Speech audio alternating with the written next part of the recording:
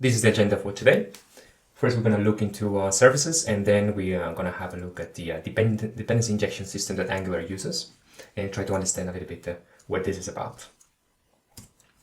But first, let's recall this architectural graph of Angular framework. If you can remember, then we actually studied the components concept, components definer view. We also have looked into what directives are, the built-in directives mostly, and now we know that the component is actually a directive. Of course, the module concept we have studied, and if we can quickly, briefly recall, that is the awesome manager that keeps our Angular application really well wired and therefore functional. Today we're going to look into this last piece of this architecture. And as you can see, it's the dependency injection with the so-called injectors and who are responsible for injecting the services. As you can see in this graph, services are getting injected to components. So that is what we are going to try to understand in a practical way today. So services, at the simplest level, you can think of services as units of code, as simple as that. Remember that Angular itself has the basic idea of Angular is to have modular apps. And because if you have modular apps, the maintenance of that app becomes easier. And therefore you can define or build more robust apps. So you can have, or you can think of services as just containers in which you just put a specific code that deals with a specific tasks in terms of logic. Yeah, that's what you should think of services. Now, if you compare with other components, you would say, with other concepts, you would say, but okay, I do have my logic in the components, so why do I need services? And there are important differences at the conceptual level of services versus components. So understanding those will allow you to build in a proper way Angular applications. So when you think about services, they just deal with logic. In the contrary, components define a view. It's very visual. When you talk about components, it's very visual in terms of a web application. It could be a menu, could be a button, could be a order list, you name it. You've been already having experience with creating your own components, right? So you define your template as well. Services only deal with logic. Okay, so they are very simple pieces of code, and they perform a task very well. So normally, whenever you're defining a service, you have a clear goal. Defining a clear goal is, for example, you could have services that deal with accessing the data, heroes data in our example. Or you can have another good example would be creating a service that logs messages in the developer tools console. So those kind of things, those kind of logic, you could, of course, opt for a service rather than a component. They don't need the specific visual aspect, but they do perform important tasks that many other components perhaps would like to use. And another important thing to know that services are singleton. What that means is basically that you have one instance of a class. Depends on what context you are talking about. Are you talking about the component level? Are you talking about the module level? Or app-wide context. So depending on that context, you can use a service and you will run only one object. You instantiate only one service object. And that is what singleton stands for. When it comes to components, then you should remember this. So whenever you are having a doubt, should I create a component service for this purpose or not, try to remember these hints. Component, especially in the beginning, then it becomes just naturally to just build services and build components with a clear idea, with a clear purpose. So components should not fetch or save data directly. Our applications, perhaps up until now, you are hard coding the data, putting it into the component itself, and then just instantiating the data from there. That you should never do that. So what we're going to do is delegate that specific task to a service and And in turn, what we're going to just do is consume that service from within a component. So components, you already know, they define the views, and that's the main purpose of a component. They should really focus on presenting whatever data it's being injected, or whatever data it's coming from a service, in other words. And yeah, delegate as much logic as possible, because if your component it's growing and growing super long, then that's a good indication that maybe you should refactor your code and create services that actually deal with a specific logic, and the components should be just a what the controller basically stands for. If you recall the MVC model, a controller will deal exactly control things. They don't know exactly how to fetch data, for example, but they know who is good at that, and they will control that, or they will manage, if you will. So it should be very light, your code, in terms of components.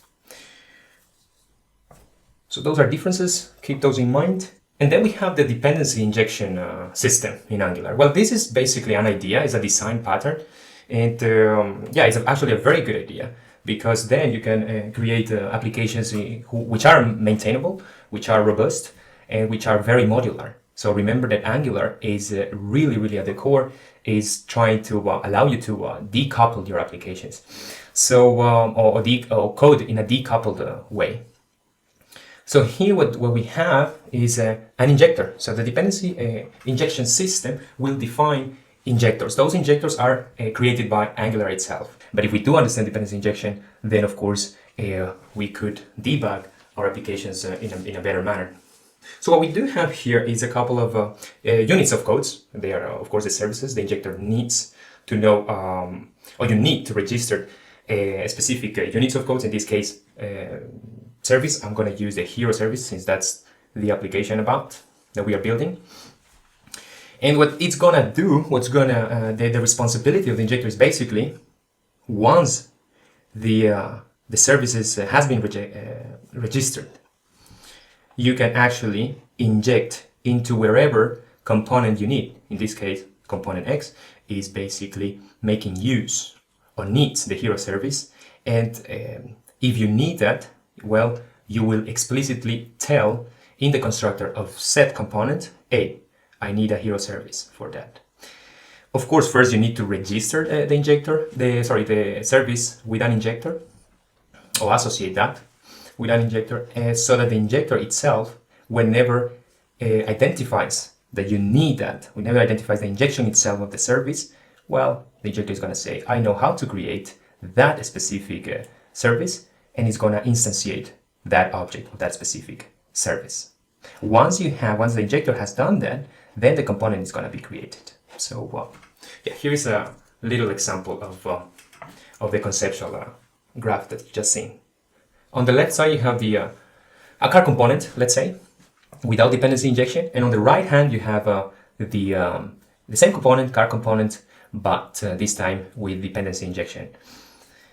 As you can see in the left side, in order to build a car, well, you need an engine and you need tires. And in the constructor, while constructing a car, you explicitly have to create or instantiate your engine, instantiate your tires, and then, of course, you're creating your car whenever you're calling this constructor. Now, with dependency injection, what you are doing here is simply call the constructor and pass two parameters, in this case the engine parameter and the tires parameter. What you are doing here, it's called injection. So whenever you hear me saying inject specific service, then this is exactly what I mean. You should go to the constructor of a specific component and then inject that specific service. We are talking about an engine service, and we are talking about a tires service in this case. Okay? And then you will see whenever the component gets created, you forget about the new keyword, because the dependency injection behind the scenes is actually instantiating with a new keyword your engine as well as your tires. And only then, after this has been created by the dependency injection system, your car component will be created. And that happens automatically. If for some reason you did not provide or register with an injector the engine and the tire service, then expect an error here, obviously, because if you recall this graph, you need to, the injector needs to know how to create a specific service, and that is given in a specific line called a provider, but we will see that in a moment. Here is the bibliography discussing this more in detail, these concepts. So I highly recommend it. Please go there, take your time to digest these concepts. You know, once you understand these concepts, then you are feeling more confident on what you are building and how you're building things on Angular. Well, now let's have a look to our Tour of Heroes app.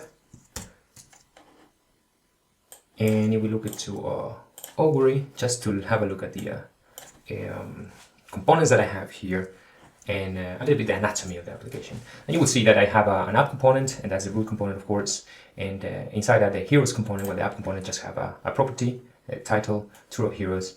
And heroes component, which is part of the architecture. You know that the components are in expressing a hierarchical view, and heroes component is right below the app component. And here we see the interesting part for today, the hero service. There is a hero service going on, and in these components, basically you will see that it's containing one property, which is the list of heroes. You can see the objects already there, and inside the heroes components, there we have also a hero detail component, which is a section which going to be created. If you recall the ngIf directive, it's going to appear as soon as I click or I select on a hero. So at the moment, the state, there is not properties, there is nothing in here. At the moment that I click on a specific hero, then you'll see the details, the hero detail, this component being the properties being defined and instantiated. Here's an example. Okay, nothing new up until here. Well, by the way, just letting you know that at the moment I'm just having we're coding on the app module, and we're just using one module. Well, apart from the Angular libraries themselves, which is this is by default, but we'll see later on a little bit more about that. For now, there's only one module, and the components declared in that module is app component, heroes component, heroes detail component. We also have a router tree, but we will talk about that next week. Here the core, the important part for today is the injector graph. Since we already talked about dependency injection, let's have a look at our hierarchy in terms of these services and how components are actually using these specific services. As you know, this app is now consuming a hero service and you can clearly see here that the hero service injected by, you can actually see the encoding in a moment, where exactly are we injecting in the constructor, if you remember, of that specific component, heroes component. So heroes component is making use of a hero service, and you will see that this line over here means where my context of this hero service is being defined. In this case, the root, and that only means that the hero service instance is app-wide available. Okay, so you will have access from anywhere in your application to that specific service, to that specific instance. Remember that services are singletons, so you only have one instance for the whole, in this case, for the whole application to use, to access it. And that's cool, because we will see it in action, what that actually means. So let's go back to our source code. And here's this hero service code. By the way, most of it is already scaffolded by Angular itself, the CLI. So there's one command, ng generate service, and then you can have this file already automatically generated, just for you ready to focus on the logic, which is, in my case, this part. And you will see that there's not much going on, so let's start in the beginning. First of all, whenever you create a service, as we already said in the presentation, needs a clear goal. So normally they have well-defined goals because that's gonna be we're gonna deal with the logic here only. So that's very important. In this case, we have the goal as access hero data, and that's it. Now, to be able to register our service, we need, with an injector, we need this class. Awesome guys, ingenious people already created this, and that's part of the core functionality of Angular. After we have those import, you can go ahead and import what we already previously have defined, and that's the hero class, and also import the heroes for populating with fake data, with some data. That's the other file. Quickly, let's have a look how that looks like, and here it is. Okay, once we have our resources, then we find this decorator add injectable. Remember that this is metadata for the class that you are specifying here. In this case, hero service. Injectable means, and that's also by default whenever you are creating with this Angular CLI, this is also created by default. So a service needs normally to be injected because it's going to be consumed by your components, right? So that's what we have this add injectable. You can, if you do this, for example, then your service is not registered with or it's not going to be able to be injected. And why? Because simply you didn't specify, you didn't register with a specific injector. You did not configure how it's going to be provided this class or this service. So this is very important. And normally for us in our application, we're going to use these. There are different ways of configure these providers. When I say provider, in this case is the hero service. So this hero service is the provider itself of this functionality. Okay, so that's where you have this configuration parameter provided in. But as I was saying, our goal is to make this service available in the entire application, so we can consume this service. So therefore, you just need to type at the root level. That's the context in which this service is going to live. Once we have this, well, we can just be busy with our logic. In this case, the only thing what we're doing here is defining a method and which basically returns the data. Okay, that's it. Imagine that this is a server, and then we are in reality. We should just fetch data, consume data from a server. So, well, we would see that in further weeks. That being said, we have our service. We have also our provider. So everything looks like in place, but still this won't work until we actually inject. We have the hero detail component and the heroes component. Where exactly I'm going to do this is the list of heroes. It's going to be in the heroes component. So let's have again a look at the heroes component, and here we have this. And well, it looks exactly the same as the previous code, right? Heroes, and then you have the hero here. And well, in this case, I think we don't need the mock heroes anymore. Import it or define right here. What we're gonna do instead to access that data, the hero data, or pull that data, is basically inject, use a service. For that, we need injection. So first of all, you're going to import the hero service, and then you're gonna inject. So let the dependency injection system how to instantiate your service. So by doing this here, this is exactly the same as before. Here I don't have the mock of heroes anymore. I just define the heroes property as an empty array, because when I look into the constructor of this component, I'm already injecting the hero service, and from there I can already use the service. But first, injection. Injection is simply passing this parameter inside the constructor. Okay, so hero is a private variable or member, hero service of type hero service. Now, if you're coming from a strongly typed languages like C# or Java, you might be a little bit surprised that we are using later on this hero service, this as a property, even though we are not have specified explicitly any property in here. We only have heroes and selected hero as properties or members of this class, this heroes component class. So how is this possible that I'm just accessing another property? Well, the answer is like how TypeScript works. So you implicitly are defining or declaring a variable of type hero service by just injecting it in the constructor. So this would be, if you don't feel that comfortable, this should work completely fine as well. Okay, so you don't have any issue, and you will see that your application still works. See that? So, but yeah, like the implicit declaration in there of TypeScript. That being said, we have finished with all we have to do in order to register the service, in order to use the service, to inject it, and eventually use the service. How do we use the service? Well, since that is working, so the injection is going to work, then we can go ahead and simply use whatever you have specified defining that service, as simple as calling the service and the functionality in it, like you can see in here.